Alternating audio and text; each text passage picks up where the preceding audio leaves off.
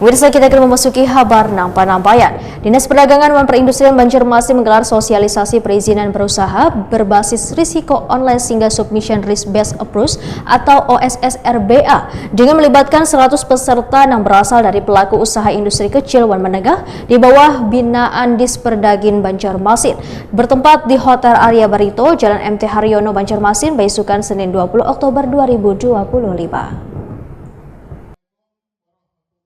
Dinas Perdagangan dan Perindustrian Banjarmasin menggelar sosialisasi perizinan berusaha berbasis risiko online Single Submission Risk Based Approach atau OSS RBA dengan melibatkan 100 peserta yang berasal dari pelaku usaha industri kecil dan menengah di bawah binaan Disperdagin Banjarmasin bertempat di Hotel Arya Barito, Jalan MT Haryono, Banjarmasin, Baisukan, Senin 20 Oktober 2025. Kabid Perindustrian Disperdagin Banjarmasin, Dedi Hamdani, Wahetakwani Prima TV memadahkan, pemerintah terus mendorong pelaku industri kecil wan menengah untuk memahami wan melaksanakan perizinan berusaha berbasis risiko sebagaimana diatur dalam Peraturan Pemerintah Nomor 28 Tahun 2025 tentang perizinan berusaha berbasis risiko. Kebijakan ini menjadi langkah strategis dalam menciptakan iklim usaha yang lebih mudah, transparan, dan efisien, sekaligus memastikan setiap kegiatan usaha berjalan sesuai standar keselamatan, lingkungan, dan kepatuhan hukum yang berlaku. Melalui kebijakan tersebut, pelaku usaha kini dapat menyesuaikan jenis izin yang dibutuhkan berdasarkan tingkat risiko kegiatan usaha, mulai dari risiko rendah, menengah tinggi, hingga tinggi. Misalnya usaha makanan ringan, rumahan, atau kerajinan tradisional termasuk kategori risiko rendah, sehingga cukup memiliki NIP 1 sertifikat standar untuk dapat beroperasi secara legal.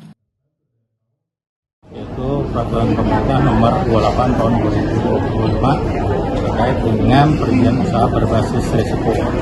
Nah, ini penting sekali karena ada beberapa perubahan terkait dengan perizinan usaha. Jadi sesuai dengan ketentuan bahwa setiap usaha yang ada di Indonesia wajib terdaftar di sistem aplikasi yang telah diterbitkan oleh Kementerian Perindustrian Republik Indonesia.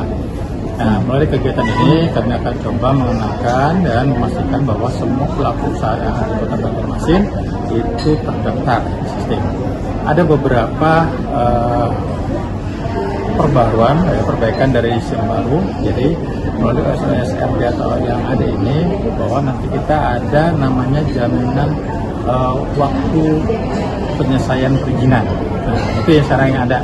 Contoh misalnya secara umum perizinan itu waktunya 7 hari. Jadi waktu 7 hari itu ya itu pasti terbit. Tidak harus dua, diterbitkan atau ditolak. Oke.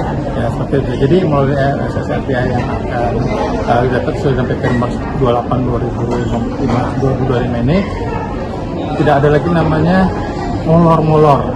Nah, jadi udah ada istilahnya. Ini 7 hari harus terbit. Kalau tidak terbit, ini berarti ditolak atau terbit sama sekali. Nah, seperti itu. Salah seorang IKM Mas Diana mengaku sosialisasi mengenai OSS RBA ini sangat memudahkan beban pelaku usaha IKM dalam mendapatkan kepastian hukum dan memberikan kemudahan dalam mengelola izin usaha.